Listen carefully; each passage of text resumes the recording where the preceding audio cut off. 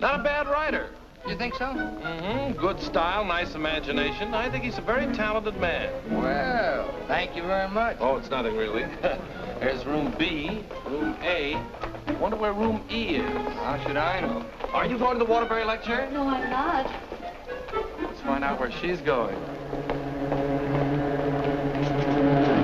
Oh. Excuse me. I'm sorry.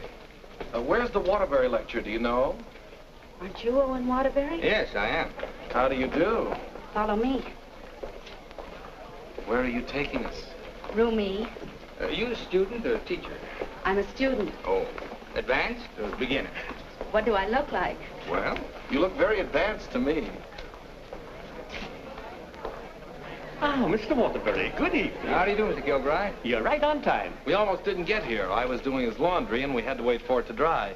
His underwear is still wet. I brought a friend, Mr. Ronnie Hastings. Oh, how do you do, Mr. Hastings? Hey, let me get you a chair. No, never mind. I'll sit in the bleachers.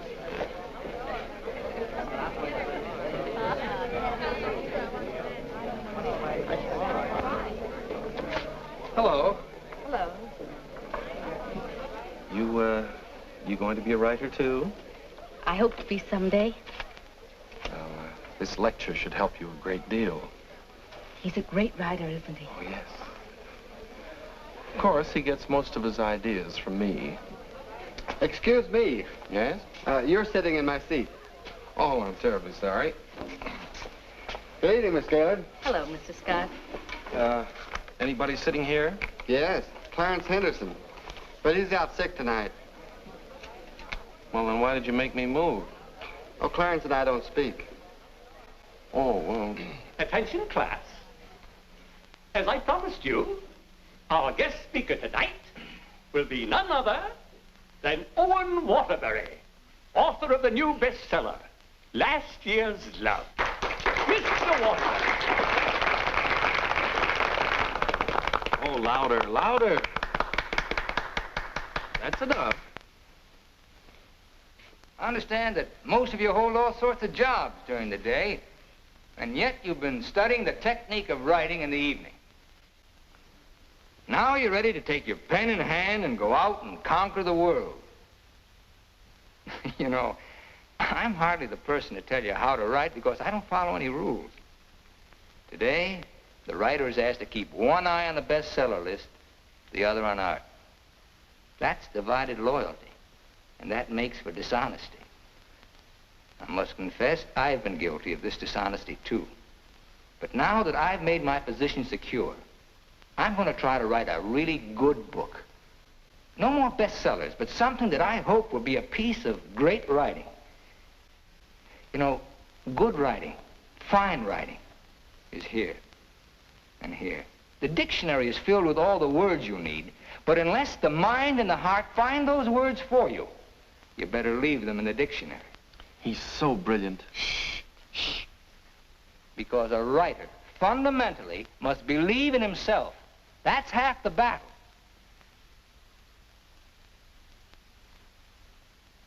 I'd like to interrupt my little talk for a moment to say that I'm going to be in a position to help somebody here in this class. Beginning tomorrow, I'm going to need a secretary. I've already placed the request with the University Placement Bureau, and man or woman, whoever qualifies, will get the job. That's very nice of you, Mr. Waterbury. Well, it's not a big job, but the surroundings will be wholesome. And you'll be able to serve your apprenticeship under someone who's already established. Well, so much for that. I remember when I wrote my first novel. It took a lot of work.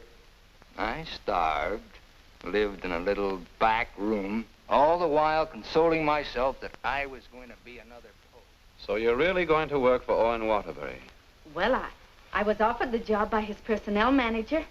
I've heard a lot of weird stories about Owen Waterbury. Oh, you hear weird stories about any famous person. Why, last night his talk was actually inspiring. Steve, do you realize you've been here 5 years? Well, isn't that a little too long for anyone with my ambition? Where does Mr. Waterbury do his work? Well, his personnel manager said in his apartment. Apartment? Well, you can't expect a writer to work in an office, Mr. Harris. I want to write, and I think he can show me how. Who knows? After a year with him, I might even be autographing copies of my own book in one of your bookstores. By taking a course in Owen Waterbury. And getting paid for it at the same time. I'm going to miss you, Steve. Oh, no, you won't. After a week, you won't even know I've gone. Not true, but good luck anyway. Well, I could make a big speech, but I think you know how I feel about everything. You've been wonderful to me. I understand. Steve. Yes? Call me sometime, will you? We'd like to know how you're getting on. I'll call you tonight, after I get the job.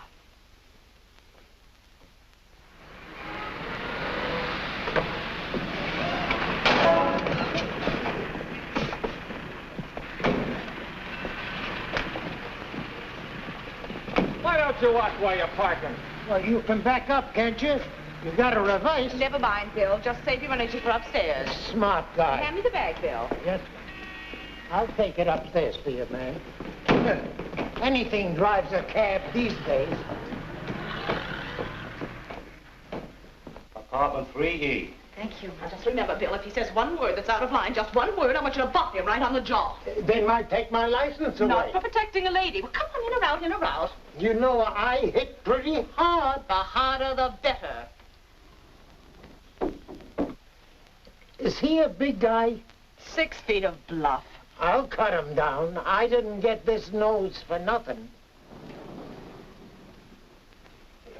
Are you sure he can fight? He's a writer. Writer? Fighter? Now, remember, if he just so much as opens his mouth... Don't worry, I'll shut it up. I got a bigger mouth than he's got. I've come for my things. And what's the objection? Evidently, he has none. Follow me, Bill. Now then, I want you to take all the things out of that drawer and put them into that bag. Yes, ma'am. No, not the drawer, just the thing.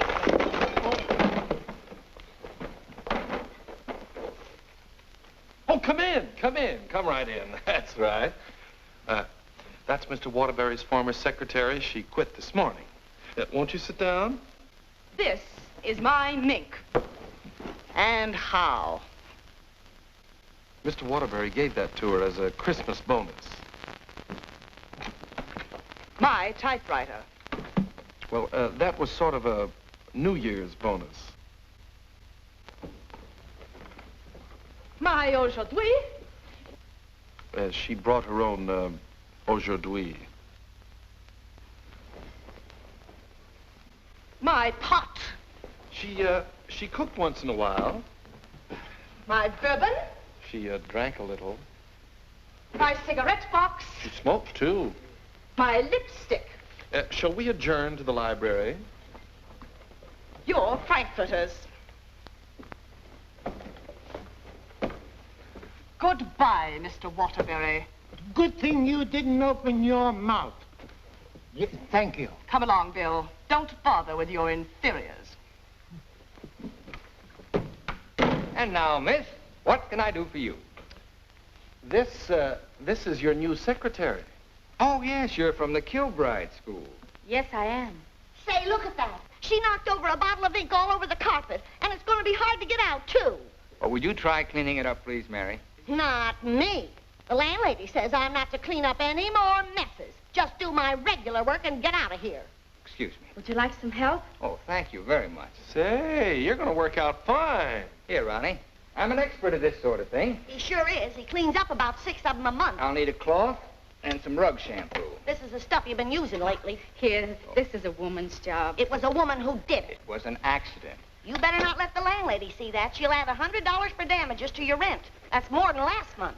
Oh, I got some on my dress. Oh, look, why don't you work on the rug and I'll work on your dress? Why don't you two work on the rug and I'll work on her dress? I'll work on my dress.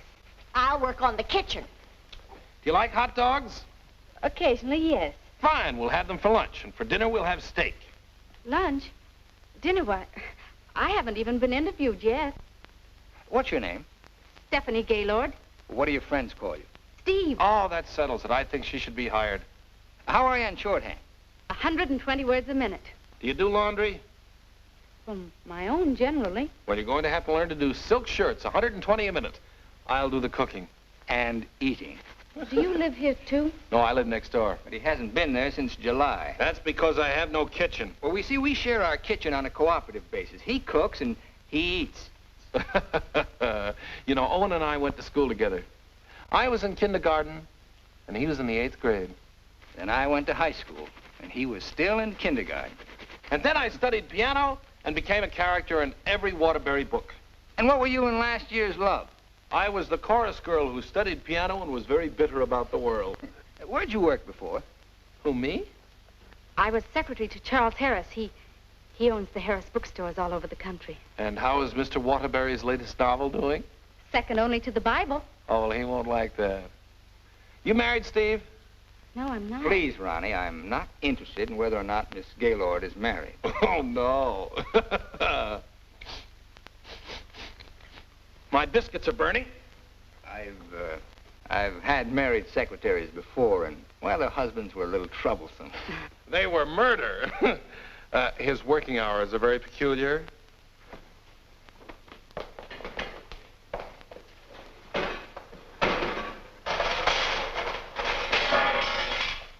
Well, I think we've done a good job. I had such a different impression of what this job would be like. Oh, today was an unusual day. But after this, there'll be no more distractions. I'll go.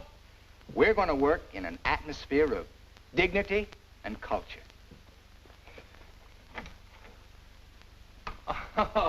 It's your bookmaker. Mary, that man's here again. I heard you. How much do I owe this time? $11. Don't you give me no more of your tips. That horse will come in next time out. Next time out, he'll be dragging a load of ice. Well, what do we owe you? $278 for Owen and $1 for you. Excuse me.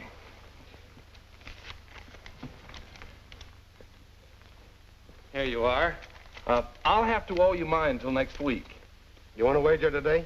Well, I haven't looked them over yet, but I'll give you a call. And no more 50-cent bets. The boss don't like them.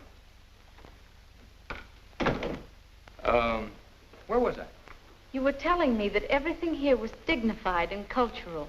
Oh, yes. Now, Steve, about your other duties. I'll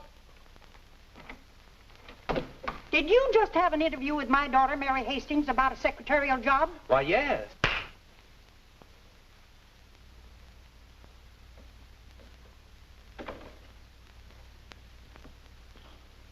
I have a message for you. Well, what's the message? Mr. Waterbury, I don't think I want this job. Well, why not? Well, when you spoke at class last evening, everything seemed so refreshing. And when I read your novels, they were filled with such quality and high purpose. And I'm afraid all that's spoiled now, so no harsh words, no hard feelings, just get somebody else. Well, if that's the way you feel, Miss Gaylord. Are you walking out on Owen Waterbury? Don't beg the girl to work for me, Ronnie. Just call the agency and get another girl. Now, you know you don't mean that. We both like this one. Are you going to let me out of here, or do I have to call the police? They're here already. I came for the rent. Mrs. Reeves, I just mailed you a check this morning. Oh, you always do that, knowing full well that I only live downstairs. Any damage this month? Oh, it's been a very, very uneventful month. Oh, the carpet again. Yes. Mercy! This fish belongs here. And this duck up here, you throw the whole room out of contour. Mrs. Reeves, if you'll excuse me... I heard some screaming just outside the door. New secretary? Well, yes. You being hired or fired? Miss Gaylord has just been engaged. Oh, too bad, Mr. Waterbury, because something moved in the apartment upstairs would just fill your every requirement. Well, unfortunately, Mrs. Reeves, the job has just been filled. Well, I want you to meet her anyway. Felicia! Coming, Mrs. Reeves.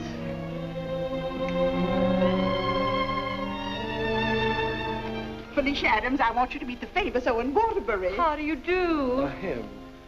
How do you do? How do you do? Felicia came to California to get into the movies. Now, who does she remind you of? Oh, now don't tell me. Let me guess. Zazu Pitts. Oh, of course not. Felicia, in addition to being a secretary, is a very good actress, aren't you, dear? And take off your coat and let them see.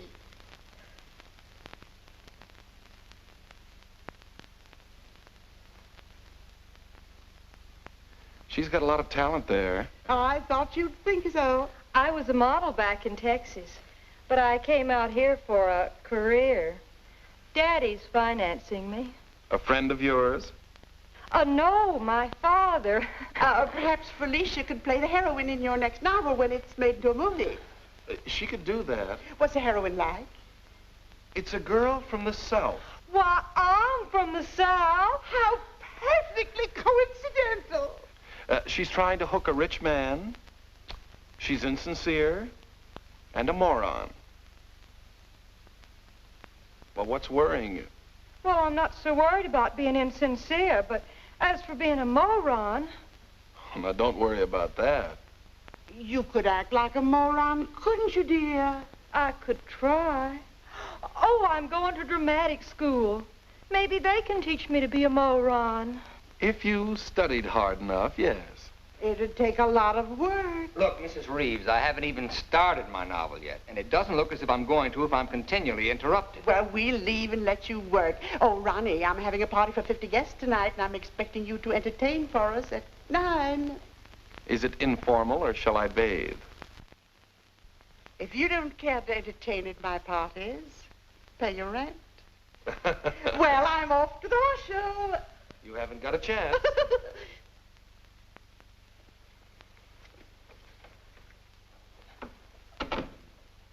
You know, ever since her husband died and left her 7 buildings, she's been a peeping Tom. Now, come on, Steve, let's you and I prepare lunch. Look, I stayed only because I didn't want to cause a scene in front of your landlady, but I'm really leaving now. What an idea! What an idea!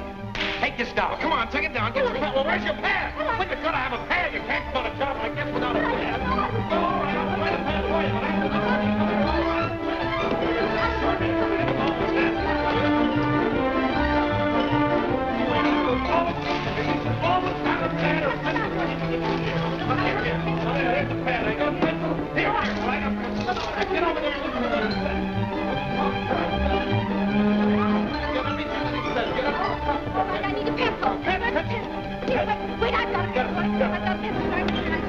Call this notes on my new novel.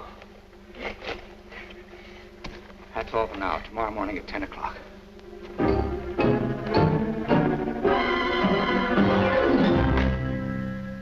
He's incubating.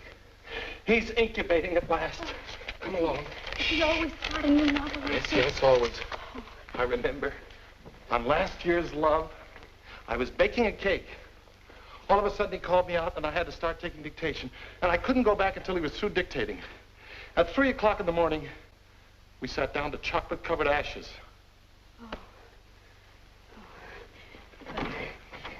Well, I'll see you at 10 o'clock in the morning.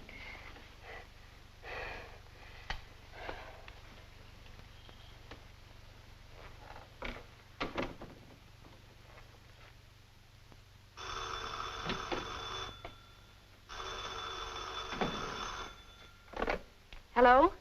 Hello, Steve. I couldn't wait for you to call me, so I'm calling you. How was the job? Well, I have to make an adjustment, you know. It's such an unusual kind of a job. I can imagine. He started his novel today. Oh, interesting story? Well, he didn't get very far into it, but I'm sure it's going to be wonderful. He seems so excited about it. Look, Steve, let's have dinner one night this week. Well, I'll call you the first night I have free.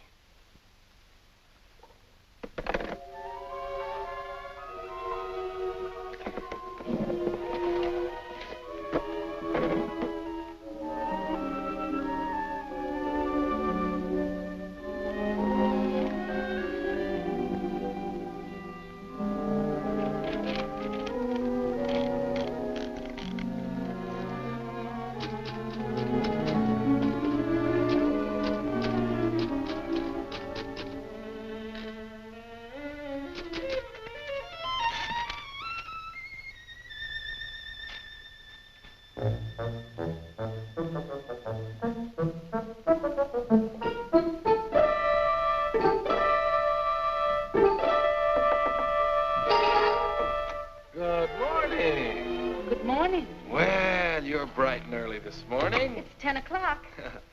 Say, did you ever think how you'd look in mink? Well, I see you've got your pad. Keep your pencil poised. The genius is still dressing. I'm making potato pancakes for luncheon. He's in a sour cream mood today. If you need anything ironed, I'll be in the kitchen ironing. Well, Good morning, Steve. Good morning. Right on time.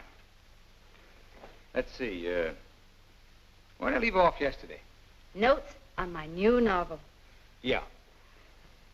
I'll go.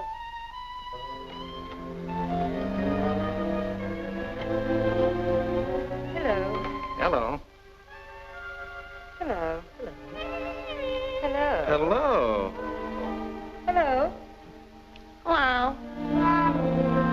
Now, where did I leave off? Notes on my new novel. Oh, yes. Make that Notes on My New Novel by Owen Waterbury. That's good. Oh, that's real good. Don't you think that's good? Oh, I like that. Chapter 1, General Introduction of Characters. Chapter 2. Well, I'll do Chapter 2 tomorrow. Chapter a day? That's swell. You sure you're not tired? Miss Gaylord, you stay here and answer the telephone. I'm going to the beach for some salt air. Well, be sure you don't bring any home with you. Right, boy.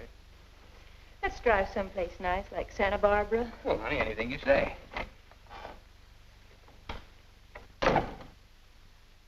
Don't pay any attention to him. He's just trying to make you jealous. Jealous? Well, what makes you think I'm even interested in him? You know, for a secretary who's just been given the day off, you're awfully annoyed. Annoyed? Of course I'm annoyed. I just don't want to sit here doing nothing. I came here to work. I came here to do nothing, and now I'm working. Look, if you get paid for idleness, grab it, you fool. There goes another one.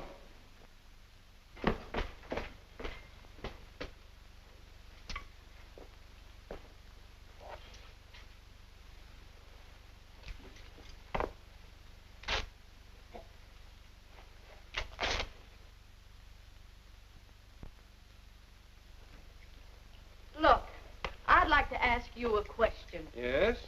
Does Mr. Waterbury intend to write a book? That's a very interesting question. Waterbury's a genius. What do you think he's doing right now? Incubating. Exactly. And whenever he goes through a mood like this, a great book comes out of him. I'll bet he does a lot of writing tonight. Why, honey, you're jealous. Look, I don't even know Mr. Waterbury. At this point, I'm not even sure I want to. Of course not, honey.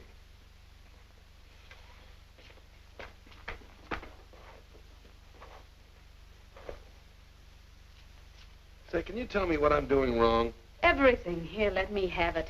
How can you get so many wrinkles in it? Well, he's tried 16 laundries, but he still likes my work best.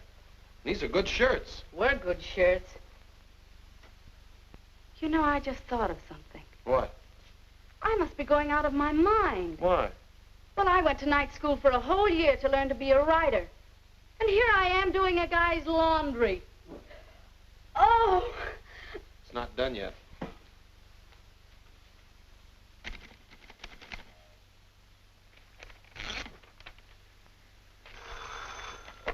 Hello? Miss Gaylord, this is Owen Waterbury. I want you to be here tomorrow morning at 9 o'clock.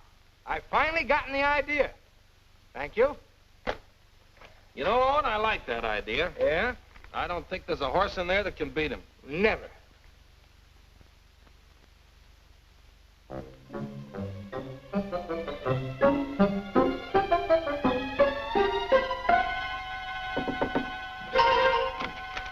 Morning. Morning. Oh, leave your coat on, Steve. The taxi will be here in just a minute. Got a pair for her? Well, she can use mine. Where are we going? To the races. The race. Haven't you ever been? Never in my life. Swell. Always lucky the first time. Come on. But what about that idea you had last Oh, that can wait till after the third race. Look, I got a horse in here. Look, Mr. Waterbury, I don't think I ought to go along. Say, are you complaining about being paid to go to the races? Come on!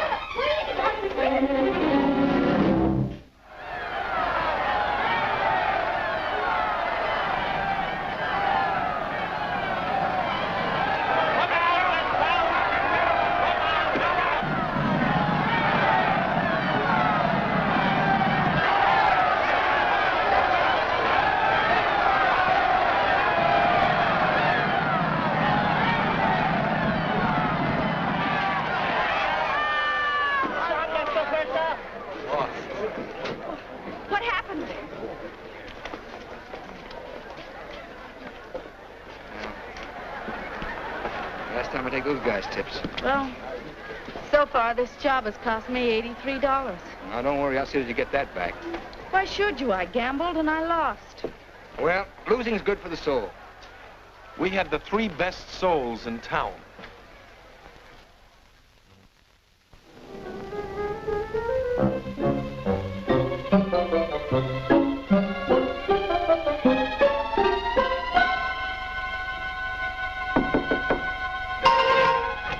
Good morning. Morning. Well, leave your coat on, Steve. The plane leaves in 35 minutes. Plane? Where are you going? Las Vegas and get back your $83. Las Vegas? I can't go to Las Vegas with you. Well, are you objecting to being paid while working? Paid? I don't think I can afford to work for you much longer, Mr. Waterbury. Oh, Steve, it only takes an hour and a half to fly. And to catch the evening plane back, you're home in time for dinner. With tons of money. No, I won't go. I just won't go. No, please. Please put me down. I'm not going to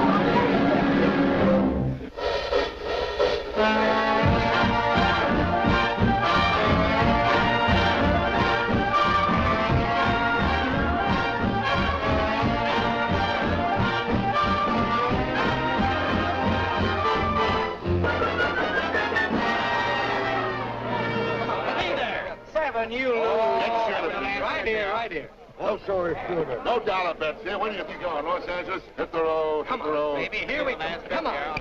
Oh, the easy way. Oh, What is your point? Hard way. 4, the hard way. Hard way 4. Hard Come way on, 4. baby. Here it comes. There she is. 4. 7, you lose. 7, you lose. Standing on my right again, huh? When are we leaving, Mr. Waterbury? Leading, I'm stuck 3,000. But you said we'd catch the midnight plane. There'll be another plane at 2, darling. Next shooter, please. Grab Oh, next shooter. oh, Come on, let's go. I thought working for a writer was going to be so uplifting. Perhaps you lose. Perhaps you lose. See what you did? But I didn't do anything. She didn't mean it. What are you grinning about? I'm betting on crabs. Everything was going to be so intellectual. Perhaps again. Go ahead, lady. Are you doing that on purpose? What did I do? You're doing all right, honey. What's her point? Her point is crabs. Can't you make anything but craps? I was going to meet only literary people. Craps, Nick. You're my dream girl. Never saw that before. Don't make any more craps, understand? I'll tell him when he comes in. Keep your mind on the dice. Put this all on 7. She's bound to make this time for once. Let's go. You know, I'm writing a novel too, Mr. Waterbury. It'll be a honey, a 2 and a 1. Correct. Horse race. Get out of here. That's goodness. What's wrong? Keep your mind on the dice when you roll them. How dare you speak to me like that? Just for that, you roll your own dice.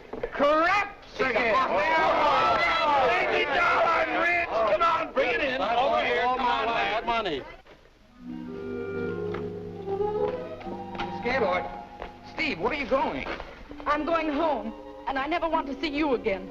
You're a fraud, Mr. Waterbury, a cheap, egotistical fraud, and your whole existence is something I want no part of. I'm sorry I even met you, because you've spoiled something for me.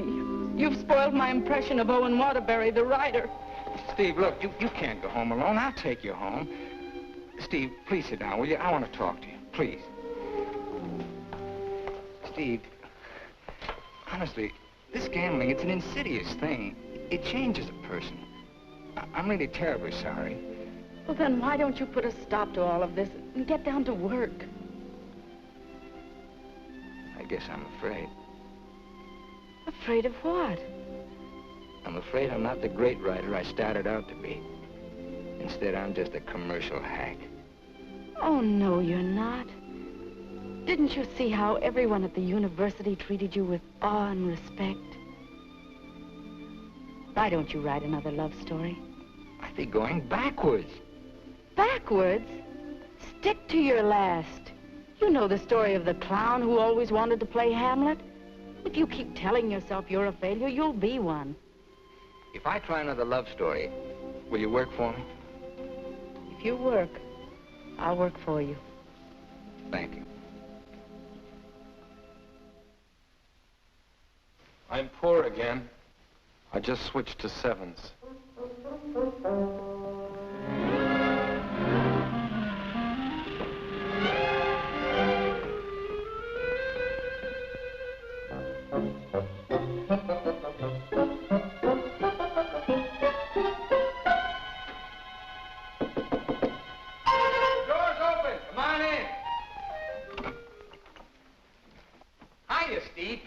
keep your coat on. I'll tell you why. The taxi's going to be here in just 1 minute. What? Oh, don't worry. We're going to work, but let's do it at the beach house, huh? He's superstitious, honey. He starts all his novels at the beach house. But why the beach house? Did you like last year's Love? Very much. Well, most of last year's Love was done down there. Well, shall I take the typewriter? It'd be a nice idea. Ronnie, will you stop teasing the girl? I'll be dictating today. Come on, Steve.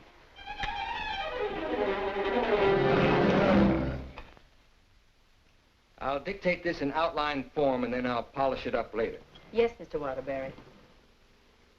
This is the story of a successful novelist who began to die, morally and spiritually, until a girl came into his life.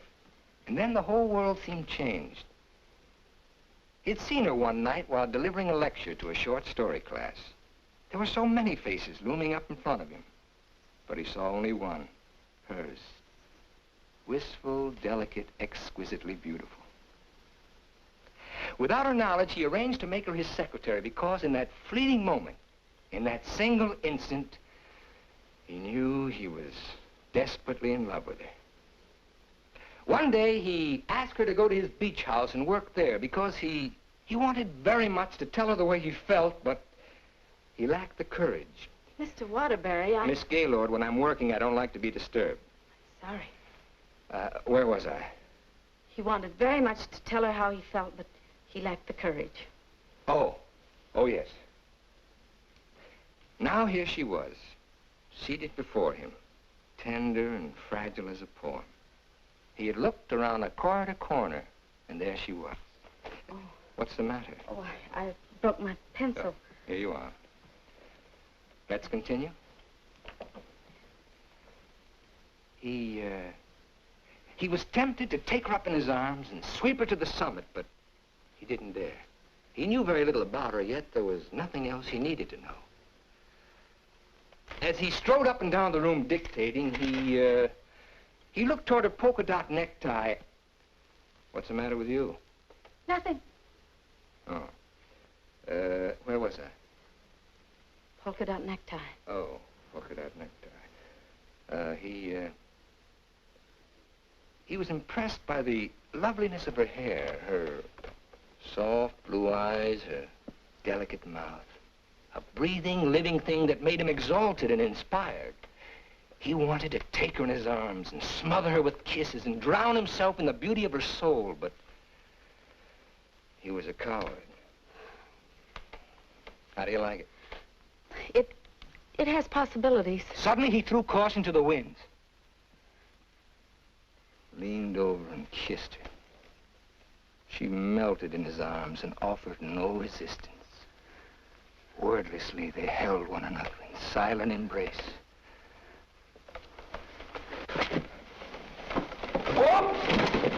You've got the wrong girl, Mr. Waterbury.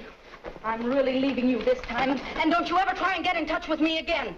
I don't even want my salary check. You can save it for the next victim. And if I ever see one of your books again, I'll burn it!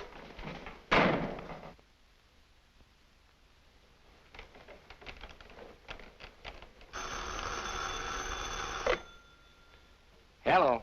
Well, hello, son. I just thought I'd call you and let you know I made dinner for the three of us. And ask Steve if she likes popovers. Steve's just quit. Yeah. I'm dictating a harmless little scene. Suddenly she takes offense, slams me on the couch with a hammerlock, and walks out. Is she insane? Well, I'll call the agency and get them to send over another girl. I better get one who likes broiled chicken, because that's what we have for dinner. Don't call anybody. I'm not going to go to work for a long time.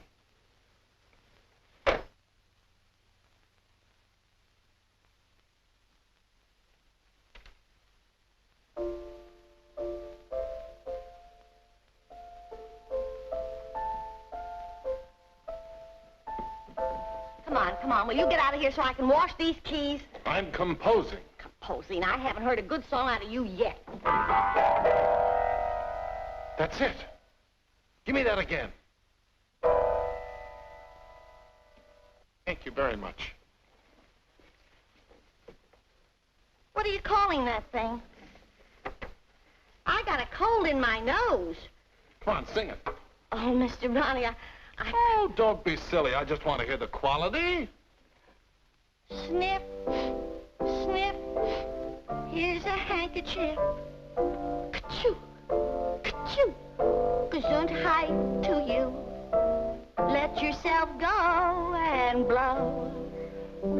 Oh, let yourself go and blow. Sad, ain't it?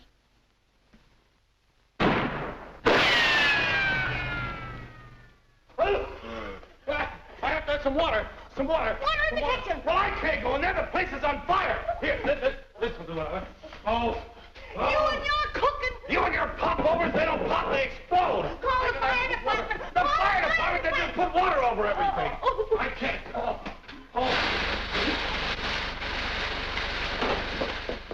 I'm going to tell the landlady on you. Oh, I'm going to tell the landlady on you. No. Well, I'm not going to clean up this mess. All right, just for that, you won't get a piece of pie. What's in that garbage can? Pie? 30 misses out of 31 tries.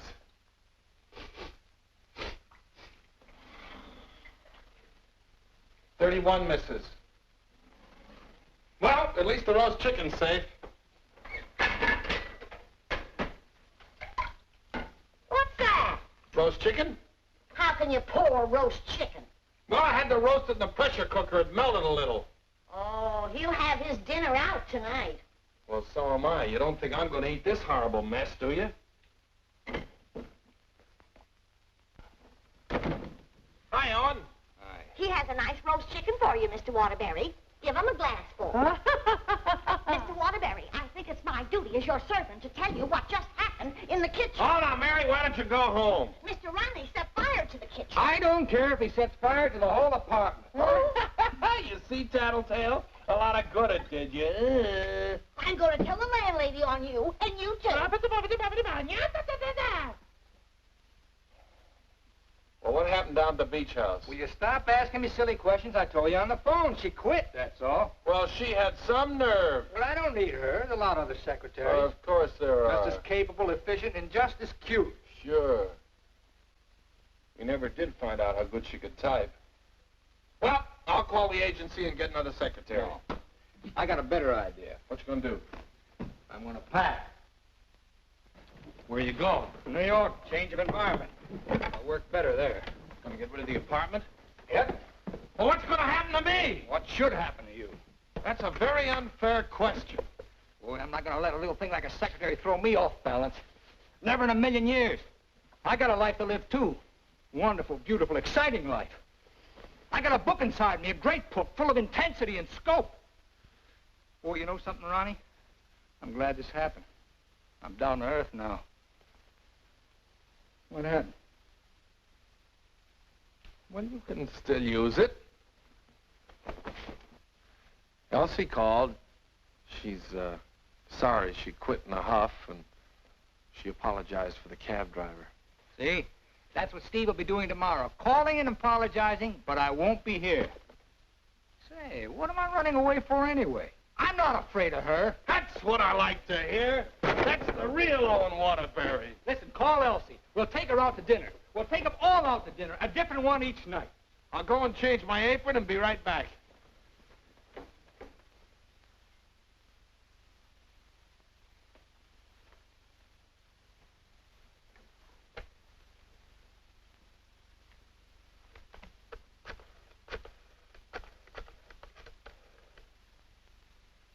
Bryan Detective Agency? This is Owen Waterbury. Yeah. Look, I want you to shadow a girl for me. Stephanie Gaylord. Now, let's all try to have a good time tonight, okay? I'm willing. Are you, Ronnie? I'm willing. Good evening, Mr. Waterbury. Hello, Francois. Here, why here? I like it here. You've always hated the Ridgely room. He's joking. I'm not joking. You've always hated it, hasn't he, Elsie? I thought so. I've always hated it. Mr. Waterbury, there's a gentleman here to see you. Gentlemen? Oh, yes. Ronnie, will you take Elsie to a table, and I'll join you in just a minute, huh? All right, but don't leave us. Don't stick Elsie with the check again. Antonio, table 3. Table 3. Where is he? Alcove 2. Oh. Good evening. Is that the gentleman? Yes, sir. Hello. Did you send me that message? Yes. Bryan Detective Agency. Devon is the name. Well, how'd you find her so fast? That's my job. There she is, right over there, with a man. Who's the man? I don't know. Do you want me to find out? Of course I do. All right, I'll start shadowing both him and her. I want you to find out everything you can about her. I think she's in love with him. She your wife? No, my secretary. I get you. Look, I want nobody to know about this. Don't worry. The way I operate, even you won't know about it. Can you check a pass for me? It'll be expensive. Well, why? The unknown quantity. We've just finished checking on a girl. Took us a year to get her pass caught up with her present. Do a good job. I will. Take care of my check. Cigarettes? Yes, give me a pack, please.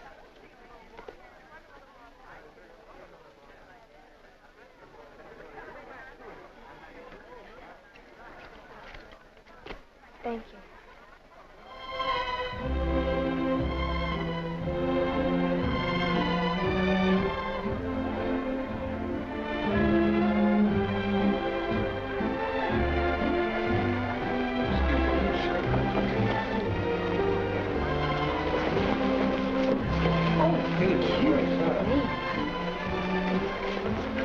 Oh, excuse... Hiya, Steve.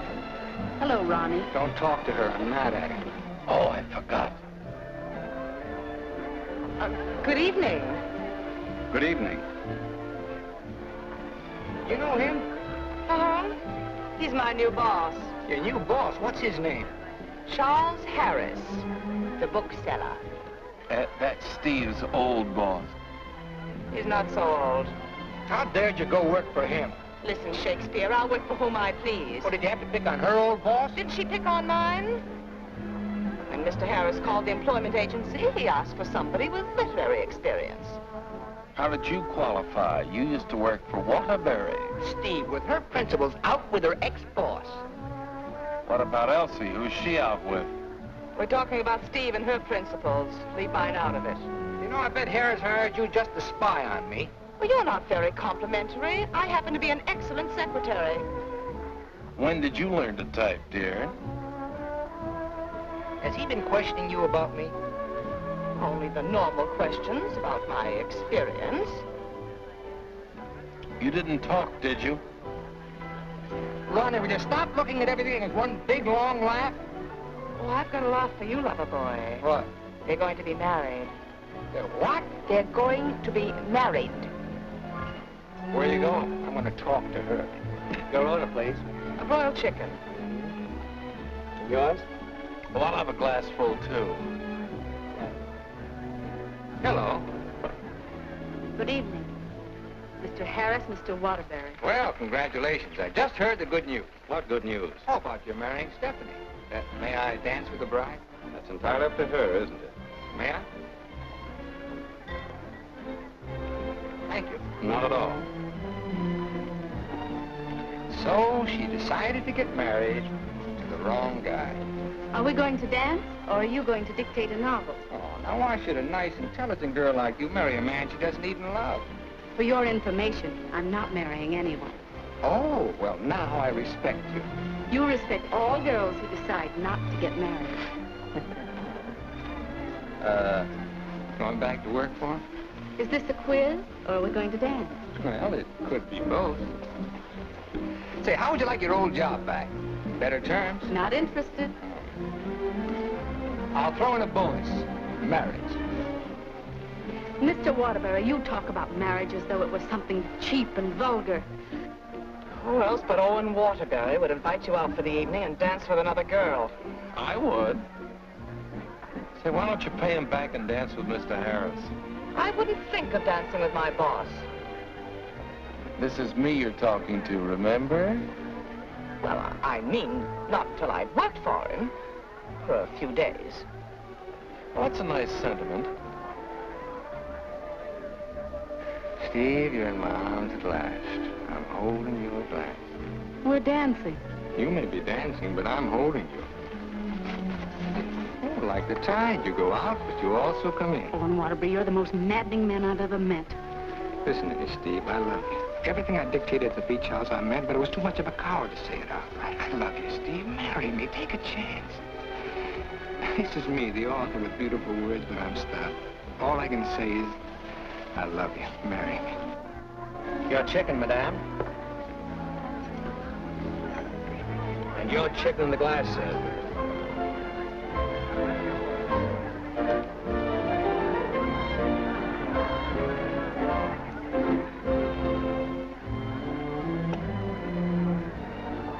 Harris looks lonely.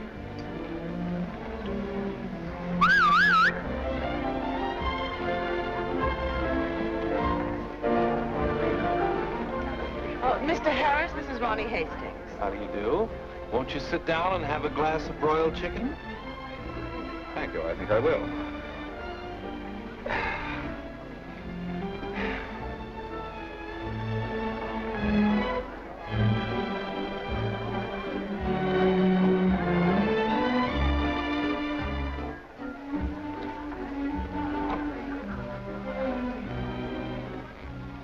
You ever heard the story of the unholy three? If you don't mind, I think I'll be running along. Mr. Harris, would you mind taking me with you? Not at all. Well, who's going to take me? You watch the floor show.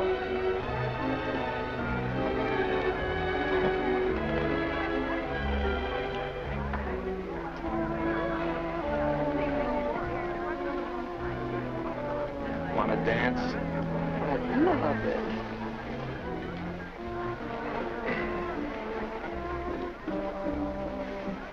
Are you a gigolo?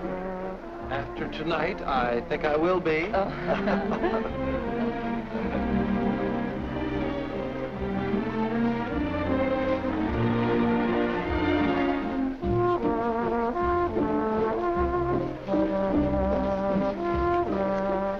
Isn't life strange? When one gets up in the morning, one never knows what one will be doing in the evening, does one? Oh, dear.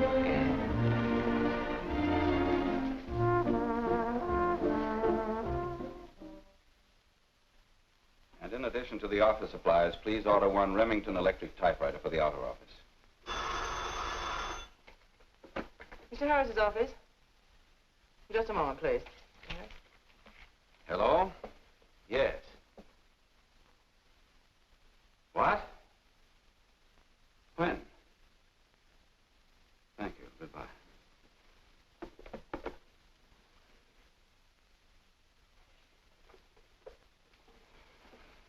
What's the matter? Is anything wrong? Owen Waterbury just married Steve. He didn't. Oh, yes, he did. I never thought she'd marry him. I never thought he'd get married. Well, here we are, honey. Welcome to Honeymoon Manor.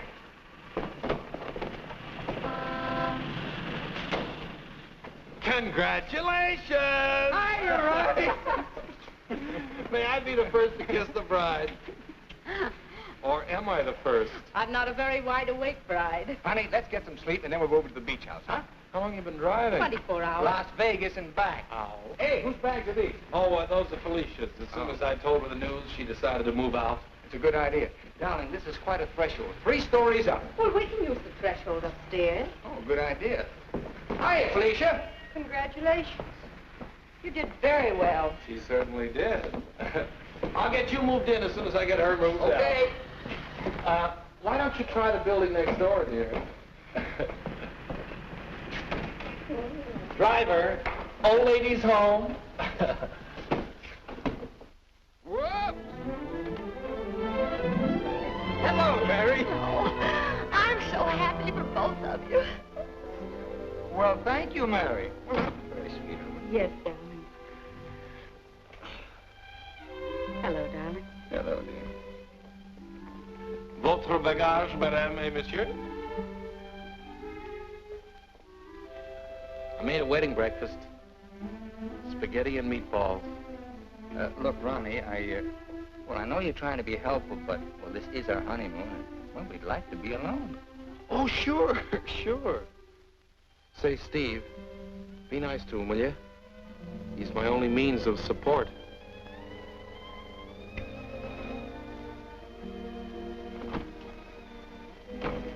Darling, Are you glad you married me? Oh, what a question to ask me now. Well, it was on the spur of the moment, and you do change your mind so. Darling, I'll never change my mind about you. You're the first nice thing in my life. Could you tell me where is apartment 3E? Who are you looking for? Isn't that the business of the people in apartment 3E? It's the next apartment down the hall, sir.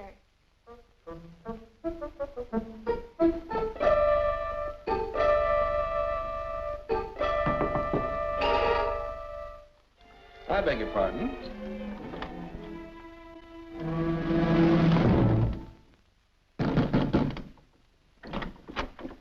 Yes, and what can I do for you? I have a message for Mr. Waterbury. Well, I'm afraid Mr. Waterbury can't be disturbed just now. He's a little busy. My name is Devaney. Will you tell him the woman he's interested in got married?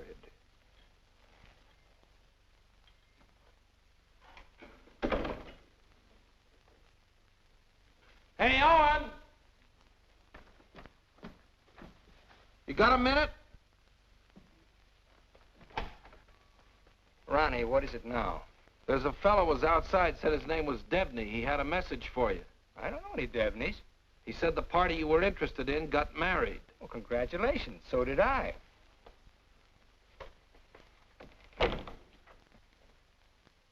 Darling, whom were you interested in who got married? There's only one married girl I'm interested in.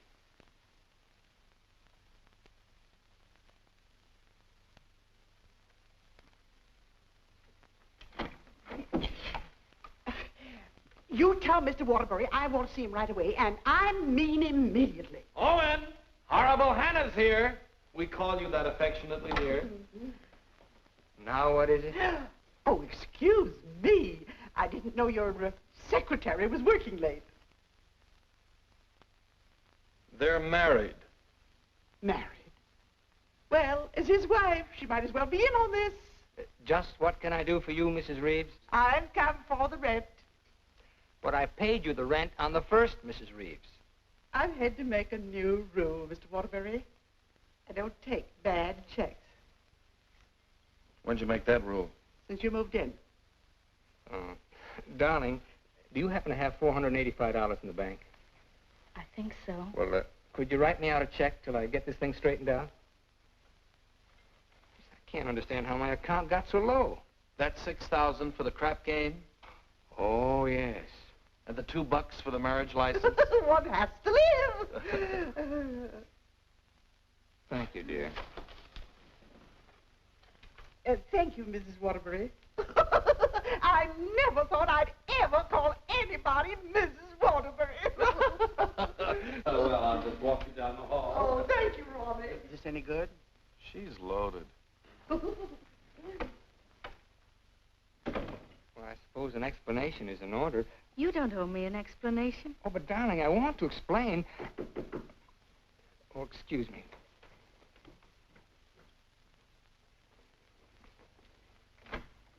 Hello, Owen. Oh, hello, Dick. Congratulations. We just heard. Well, thank you, Bertie. Congratulations. Thanks a lot. Oh, darling! Won't you come in and sit down? Oh, yes, thanks. Darling, I want you to meet Mr. Fulton, my publisher, and Bertie. This is my wife. How do you do? So nice knowing you. Owen, you're not thinking of a prolonged honeymoon, are you? Oh, no, we're just going down to the beach house, and, well, I thought I'd dictate my honeymoon. Good idea. You know, there's a deadline on that novel. It's got to be made. You know why. Well, I'll have it ready, Dick. I'll count on it. Would you like a drink? No, no, thanks. We're double parked downstairs. Come, dear. How's Ronnie? Oh, still eating. Same old Ronnie. Yes, Bertie's told me about Ronnie. She says that when he dies, he'll ask the crematorium to baste him slowly on both sides. You know Ronnie? Oh, of course. I was once Mr. Waterbury's secretary. Well, thanks an awful lot for coming, Dick. Happy honeymoon. Thank you.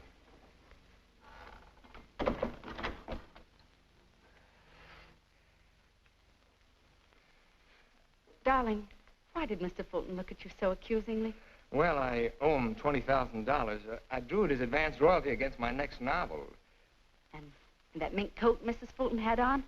Is that one you gave her? Oh, Bertie meant nothing to me. I'd written a bestseller, and I was throwing money around like water. Well, you can always take it back and give it to Mr. Fulton as part payment. Oh, darling, I'll get you 100 mink coats. Darling, I don't think I can afford 100 mink coats. After all, paying your rent will keep me broke. Honey, did you marry me for my money? No, but I'm beginning to think you married me for mine. Look, darling, let's get out of here. We're never going to be alone here. Honey, I know a perfect little mountain cabin away from publishers and landladies. And secretaries? Well, except you. And I'm going to work. I promise you. I promise you.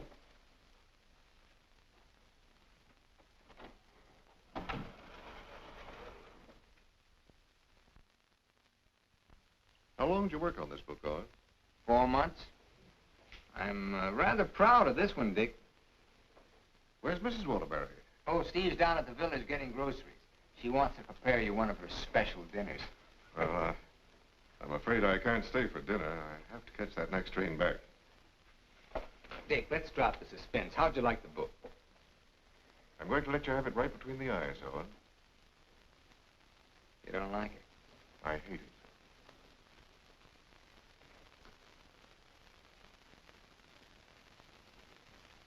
It's just about the worst piece of drivel I ever read. Why, if I were to publish this, Owen, it would ruin you. Fortunately, I found another book to use in its place. What's the matter with me, Dick? Am I through? Of course not. Every top-flight novelist has a bad book in him. But how am I going to pay you back your money? Well, don't worry about that. I'm sorry, Owen. Darling, I got some of that wonderful venison. Why, hello, Mr. Fulton. It's so nice seeing you again. Miss Waterbury? Do you like venison? Well, I'm afraid I can't stay. Oh, why not? I got some very important business in town. Well, I'm very sorry. I was going to fix you one of my special dishes. Oh, I'm sorry. Well, some other time. Goodbye, Mrs. Waterbury. Goodbye, Mr. Fulton. Goodbye, Owen. Goodbye, Dick. He doesn't like it. No? Do you think he's right? He's always been right. Until he married Bertie. Oh, what's that got to do with it? Well, maybe he's changed. Ever think of that? Maybe he sees you through different eyes. Oh, you talk like a fool. Oh, and let's face it. Your book is now being published by a man who sees his wife in your arms on every page. He thinks that girl in there is Bertie in you. You're a child. Bertie meant nothing to me. He doesn't realize that. And he's still a human being, even if he is a publisher. And he's a man. Let's get away from here tonight. Tonight? Oh, and you blame me, don't you? Oh, not really, Steve. It's just that it's so distracting to have a man's wife as his secretary, too. I've got to try another book fast, and now I'm going to have to get myself another secretary. So I'm fired, is that it? Oh, Steve, it'll be better for both of us if I work by myself. It'll give you a chance to work on your own book. I'll make dinner.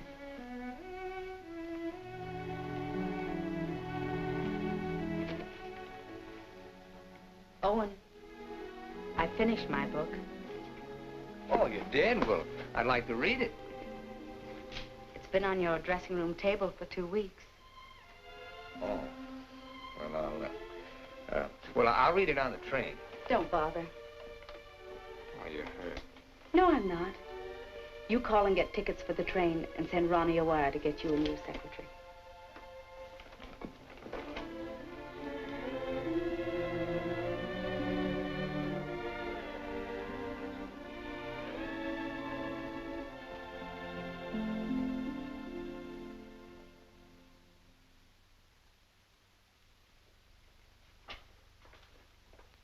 Oh, hello, Mrs. Waterbury. Hello, Elsie. Mr. Harris told me you phoned in from the station. Did you have a nice honeymoon? Very nice, thank you. It must be lovely up at the cabin this time of the year. Yes, it is. A Waterbury original? His last.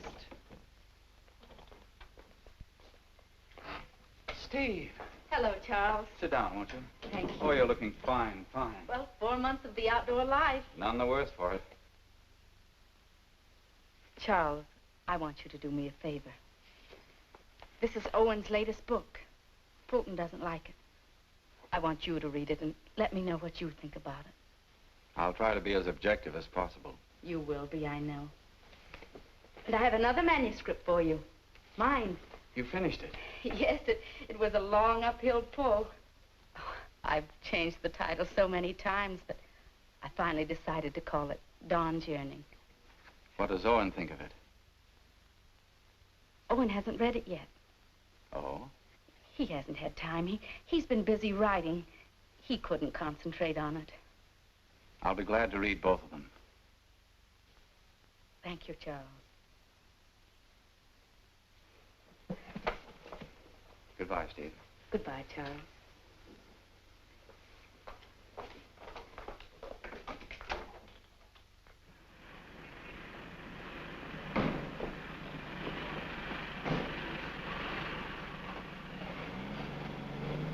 I was on the 3rd floor, but I can't find the Waterbury apartment. Well, here's Mrs. Waterbury. Oh, how do you do? The employment service sent me over. What for? Oh, Mr. Waterbury wants a new secretary. Oh, is that so? Yes. Well, follow me. Oh, thank you. I know it's going to be so exciting working for Mr. Waterbury. You'll just love it. I know I will. You know, this is such a rush call, I hardly had time to dress. You're dressed beautiful. Oh, thank you so much. You know, I make my own clothes. Oh, really? Yes. Come in. Come right in, Miss, what did you say your name was? Hilda Schneebacker. Miss Schneebacker. Owen, darling, this is your new secretary. How do you do? This is my husband, Owen Waterbury, and this is Ronnie, our next-door neighbor. How do you do? Can I get you something to drink? Have you any beer? Well, I should say we have. And we have pretzels, too. You know, I could just drink a barrel of beer. What did you ask for on the phone? I thought they knew our account. Dope. Oh, don't bother.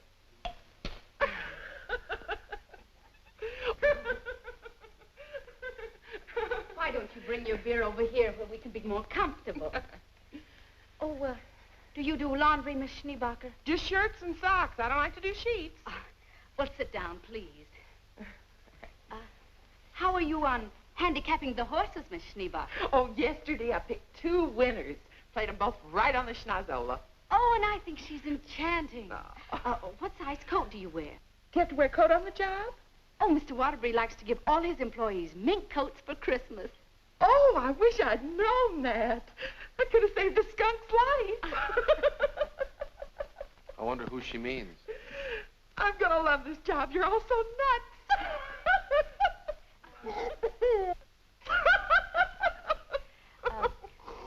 Do you object working late hours, Miss Schneebacher? Not at all. A room with a girlfriend. I haven't seen her since New Year's. Miss Schneebacher, I'm afraid this job's going to be a little too much for you. But why, Owen? Well, you see, several parts of my new novel are mostly in French, and, well, I'm sure you don't speak French, do you, Miss Schneebacher? Studied it for 6 years. Once I had a French boyfriend. We had no trouble. Yes, but how's your shorthand? Shorthand? I don't take shorthand. You don't take shorthand? Well, no. The agency said this was strictly a typing job. Oh, no. This is mostly a shorthand job. But I could learn it. No, I'm that afraid not. Well, guess that lets me out. Leave the glass, please. Oh. Thanks for the beer.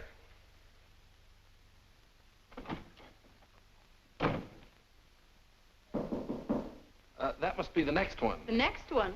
I told the agency to keep sending them until we said when.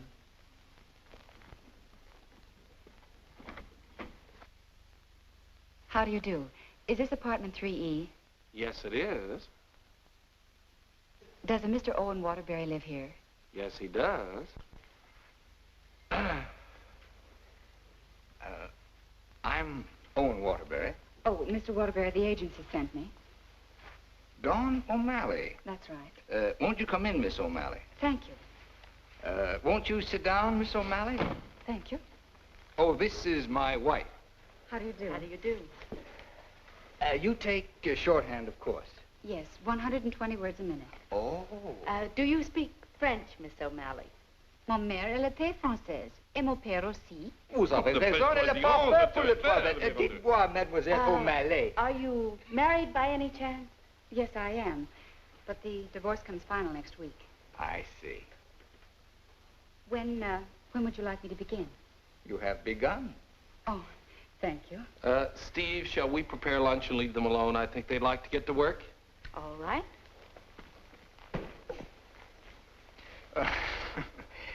Tell me, did you ever work for a writer before? Yes, once about 3 years ago. But I'd rather not talk about it. Oh, well, why not? Well, he asked me to work late one evening and began getting a little fresh. So I called the police. All I want to do is work. I guess the publicity ruined his career. But he deserved it. Don't you agree? Yes, I do. How about lunch, Miss O'Malley? Oh, I've already eaten, thank you. And you, darling? No, thanks. I'll skip lunch today. You will just love living in this building, Mr. Scott. And you'll just love the Waterburys. They're so bohemian. Crude. I'll go. Oh, hello. Hello, Mrs. Waterbury. I want you to meet your new neighbor, Sylvan Scott. He's moving that little bachelor apartment upstairs that Felicia used to have. Yes, I know, Mr. Scott. Hello, Stephanie. How nice. Come in, come in. Now, I want you to meet the important member of the family. This is the great Owen Waterbury. Oh. How do you do, Mr. Waterbury? And How do you do? This is The horrible Ronnie Hastings. Hello. new secretary. Yes, she was just hired and I was just fired. Mr. Scott's a writer, too. My building will be just crawling with them. Yes, Mr. Scott and I went to night school together. We sat next to each other. Mr. Scott used to be a ball player. Just look at those shoulders. And they're not padded either. Well, what do you know? Sylvan writes that wonderful radio program called John's Mother's Lover. John's mother's sweetheart. Oh, yes. Tell me, confidentially, is John's mother going to marry her, sweetheart? No, John's father objects. John has no father. Oh, poor John. Sylvan, you'd better rush upstairs and start to work on that radio program. You mustn't neglect John. Well, I'm in a little trouble. You see, my secretary just got married. Oh, what on earth are you going to do? I don't know. I could help you, Sylvan. You, Stephanie? Yes, you see, I was Mr. Waterbury's secretary before he married me. That's right, you were. The marriage was a bonus. Oh, when could we begin? Why don't you just say, I've begun? Ronnie, dear, would you get me some shorthand books and some pencils? How much do you think you'll be giving me tonight? Well, we may be working most of the night. Oh, that's just ducky. I'm used to working at night. Goodbye, darling. Don't work too hard. I won't. Come on. Oh, thank you, Ronnie. Bye. Well, I seem to have fixed everything up. You certainly have. Well, I guess I'll run along. Must you go? I was just poisoning the tea. Oh, Ronnie, you're such a kidder.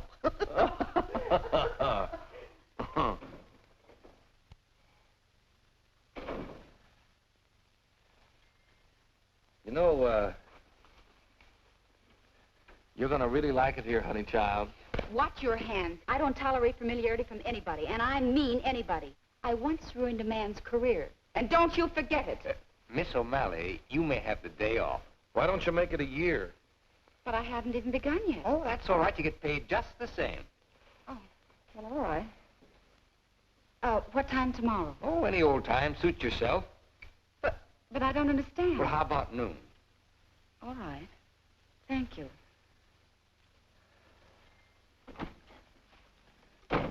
Well, you were saying something about poison tea? I mixed it. I get firsties. Now, where was I? Sound of footsteps. 3 people. Thank you. Sound of footsteps. 3 people. Door bang. Door crash. Door slam. 2 shots. 3 screams. Siren. How does it sound? Swell. It's bedlam. John, I'm in love with your mother.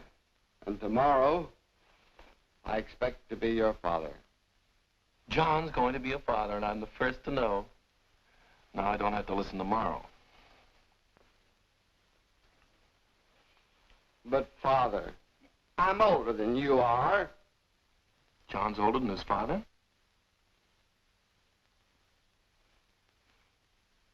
What happened? That's what I'd like to know. I don't know.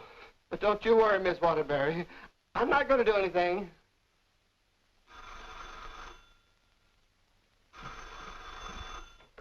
Hello. Hey, they just turned out the lights. Who's calling? This is Charles Harris speaking. I'm sorry to be calling at such a late hour, but I must talk to her. They just turned out the lights. Will you keep quiet? This is her husband. No, she's out for the evening. She's right upstairs. And I don't know when she'll be back. Didn't you hear me? I said they just turned out the lights.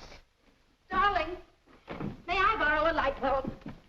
I don't care what you do. What's the matter? I'm going to a hotel in case you're interested. I'll go to a hotel. After all, this is your apartment. No, it isn't. You pay the rent. Ronnie, will you take this up to Mr. Scott, please?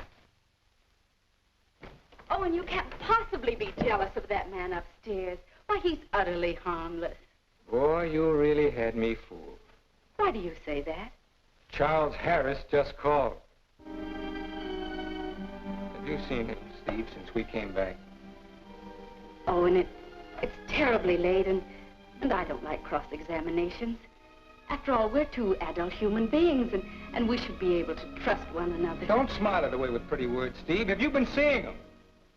Yes. All right, then this is it. But I only saw Charles Harris for one reason. I took him your manuscript.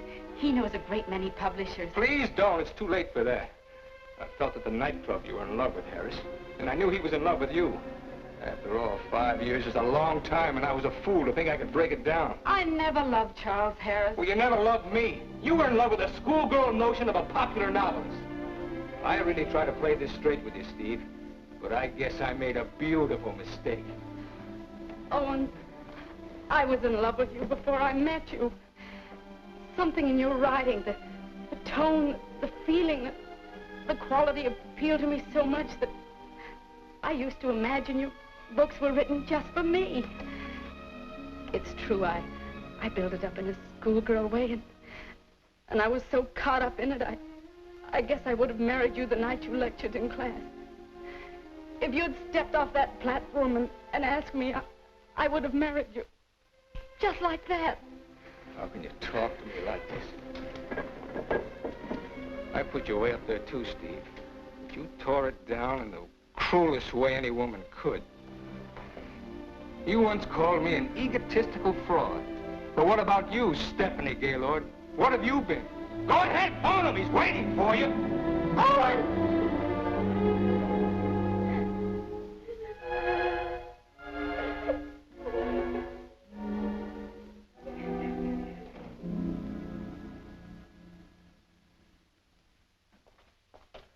Good morning, Mrs. Waterbury. Good morning, Elsie. I have an appointment. Yes, I know. Mr. Harris has a surprise for you. Won't you come right in? Steve. Good morning, Charles.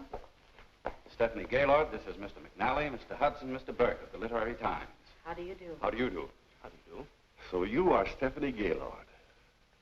Sit down, Steve. This is a big morning in your life, Steve.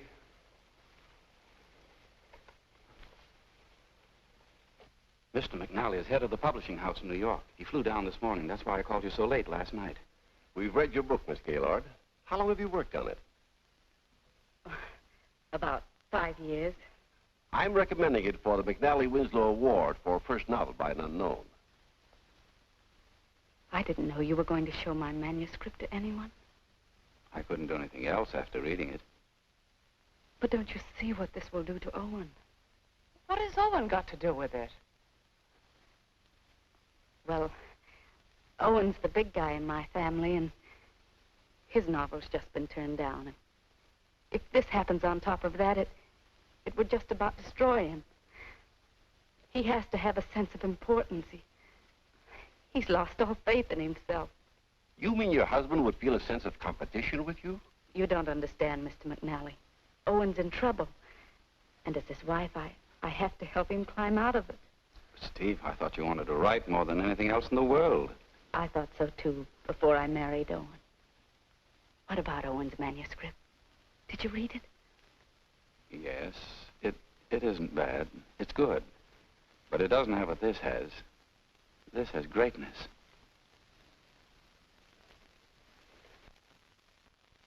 Thank you very much, gentlemen. Steve, please sit down. I want to talk to you.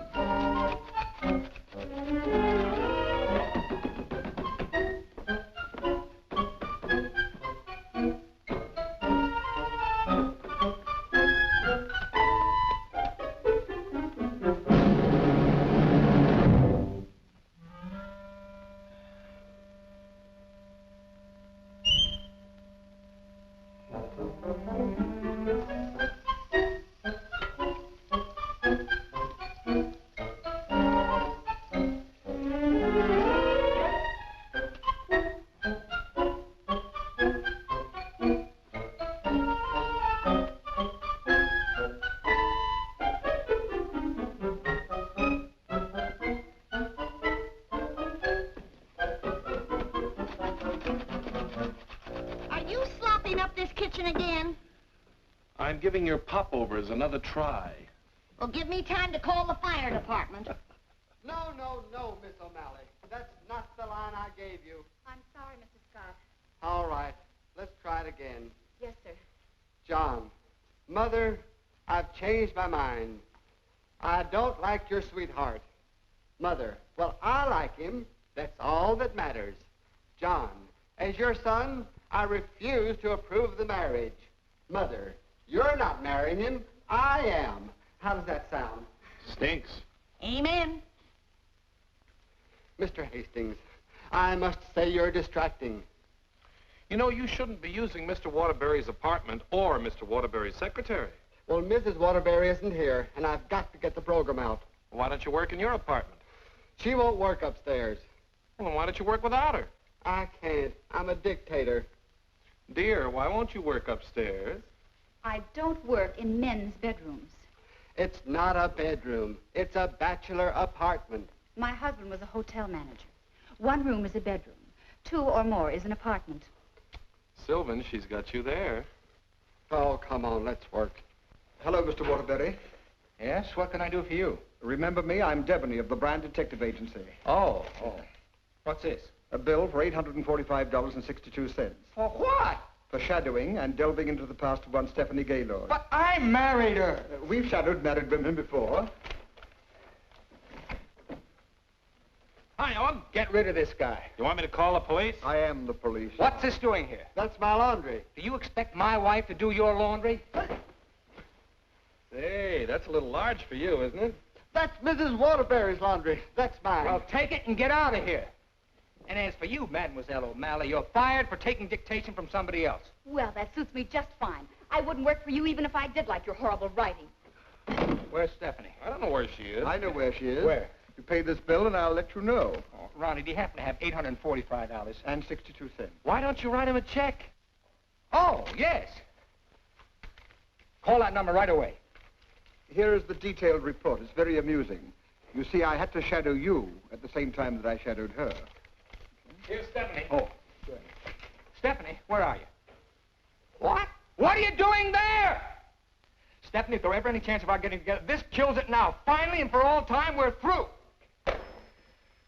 Charles Harris's apartment. Just like that. No sense of shame. Well, maybe she got her old job back and is working for him. At his home? What decent, self-respecting girl worked for a man at his home? Maybe she's his secretary. Please, don't tell me about secretaries. He could tell you. Here's the report. Page 3 is wonderful. Right. Call the employment agency. I'm going to show her. Look, I want a girl this time who's capable and efficient. I'm calling for Mr. Owen Waterbury. A fast typist. I don't care what she looks like. We don't care what she looks like, as long as she's attractive. Do you take shorthand? Oh, but of course. 120 words a minute. And, what did you say your name was? Miss Pigeon. Her name is Miss Pigeon. Everybody says I'm flighty. Where did you work before? I'm just out of secretarial school. I think it would be wonderful working for you, Mr. Waterbury. You see, I hope to be a writer myself someday. Oh. Have you ever been married? Oh, no. Never. And you have no objections to working on weekends? Oh, not at all. My time's completely my own. And you think Mr. Waterbury's just wonderful? Mm-hmm. This is a clay pigeon. I've come for my things. Follow me, Bill. Yeah, I know just where to go. I want you to take everything out of that drawer and put it in that bag. Right. I knew you'd come back. But it's only for a moment. Where's the mink coat? I didn't get a mink coat. Come into the bedroom, Bill.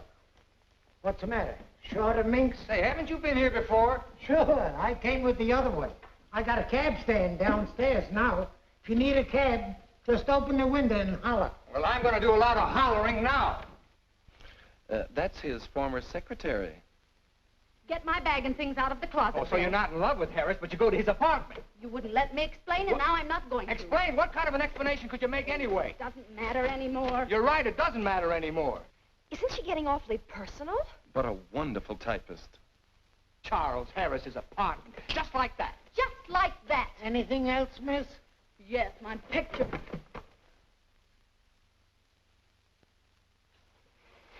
If I were a man, If you were a man, I'd ask you to step outside.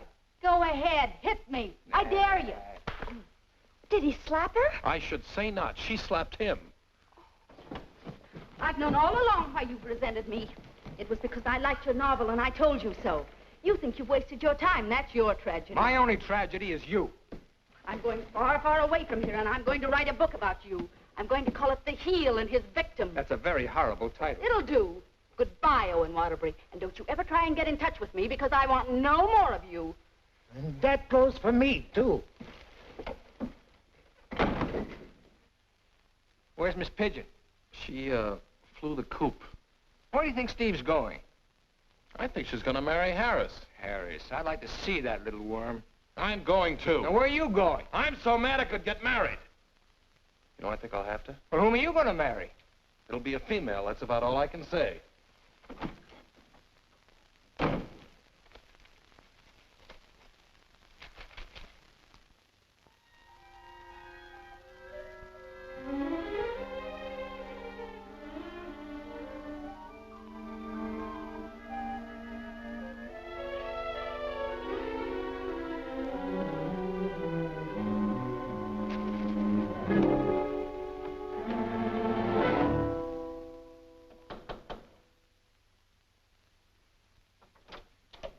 I'd like to see Mr. Harris. Your name? Owen Waterbury. Excuse me, sir. And excuse me. I didn't mean to disturb you and my secretary. Your former secretary. Oh, I didn't know you were in the middle of dictation. Your sarcasm is quite uncalled for. Of course, I don't have to tell you what I think of a man who behaves this way with a secretary. You keep out of this, Elsie. Look, Charles and I are going to be married. Congratulations. What? Just where does that leave my wife? How do you suppose she's going to feel about this? She's in love with you, you know. You never deserved as fine a girl as Stephanie anyway. You know, Harris, I've always wanted to tell you that I really think you're a crude person. Your motives are very obvious. You've given me a lot of grief ever since I married Stephanie, and I came up here to tan your hide. So put up your hands and defend yourself like a man. Oh, you can't nobody's hide. Oh, listen to me, you fool. Why do you think Stephanie came up here in the first place? Because she wrote a novel and Harris wanted to have it published. But she didn't want that. She was afraid it would hurt your vanity and wreck your marriage. She wanted him to help you instead. Oh, look, I've read your last book, the one Fulton turned down. It's grand, it's exciting, it's wonderful. Fulton's wrong. He's just jealous because of Bertie, and it's all your own fault, Mr. Great Guy. You know, someday Stephanie's going to be a better writer than you are. That's my opinion, and you've always valued it. Here, Stephanie's novel. Read that and really get jealous. You know, you're not going to get her back. She's gone away, and it serves you right. I hope I kicked a little sense into you, but I doubt it. Goodbye, Mr. Waterbury.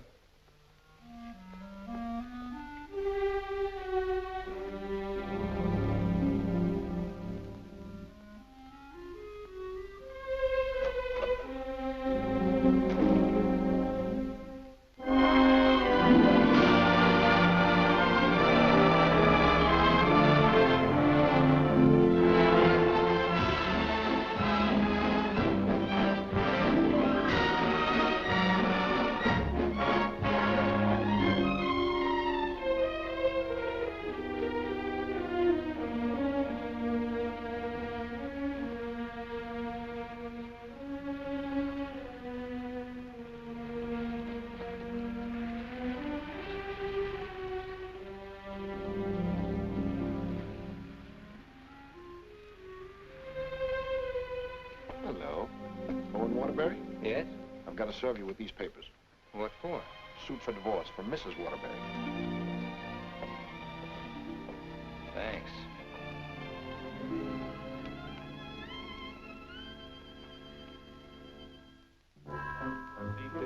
First floor with your left, that hang it out of the elevator. Thank you. Oh, mine's 3. What's yours, please? 4C. Isn't that Sylvan Scott's apartment? Oh, is it? I didn't know who lived there, but I'm his new secretary. I see.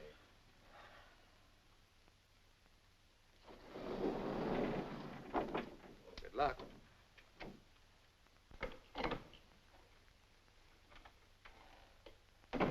Hello, Mr. Waterbury. Hello, Mary.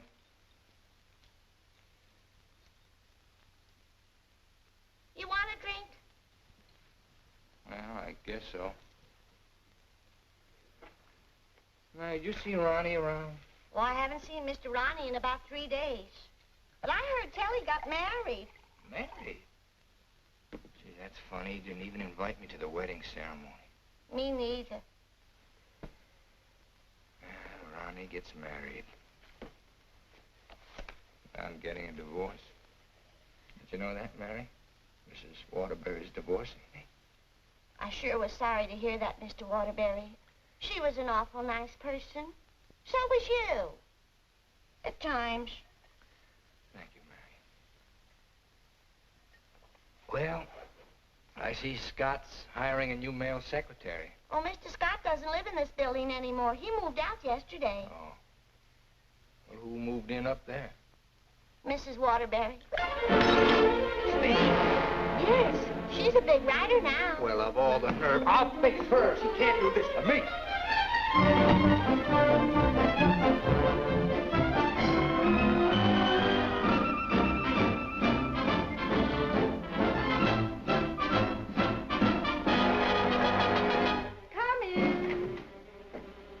Yes, what can I do for you? Out. I said get out.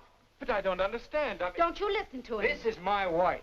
You're his wife? I'm trying very desperately not to be. Didn't you get the divorce papers today? You're still my wife until the final decree, and that takes a whole year. Are you still here? I said get out. Mr. Simpson, you come back here tomorrow morning at 9 o'clock. You'll come back here never. If I find you here again, I'll throw you out on your ear.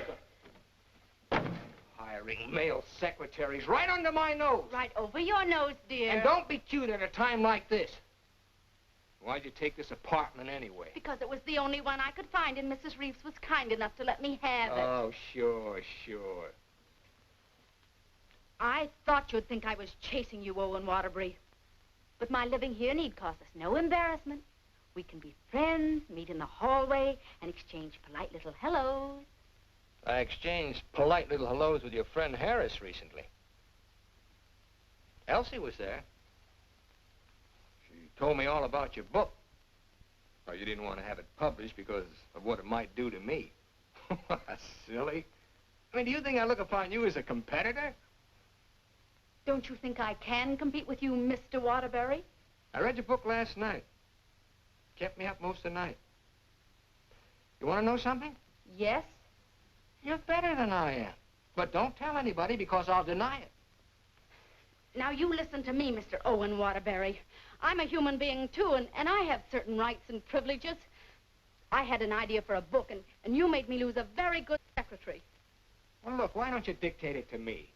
You? Sure, I can take shorthand. Owen Waterbury. Look, you want to know a secret? What? I'm a better secretary than you are. Oh.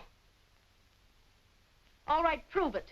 Get the shorthand book and pencil. Okay. And I don't want to hear another word about our personal problems until I get this down. Let's call this Notes on My New Novel by Stephanie Gaylord. This will be the story of a girl who became secretary to a very egotistical man who thought he knew everything there was to know about writing. Oh, now, wait a minute, Steve. Please, you're interrupting my train of thought. He was attractive. In an ugly sort of way. Thanks a million. Will you please stop interrupting me? But he was filled with childish frustrations and complexes which she, in her silly way, tried to cure. Now, wait a minute, Steve. I'm not going to sit here and take down this... Listen, this is my new book. Until she suddenly discovered he didn't need a wife. He needed a psychiatrist. A psychiatrist? That does it. Now I'm insane, am I? Okay. But if you publish that book, I'll sue you. You just go ahead and sue me if you think I'm afraid. Hello. You know, this book sounds very interesting, but there's one thing I've got to know. Did she love him? Well, of course she loved him. She loved him deeply, devotedly, desperately. Then why didn't you say so? I've come for the rent. Ronnie is your new landlord. Oh, no, that vase belongs up there. And this belongs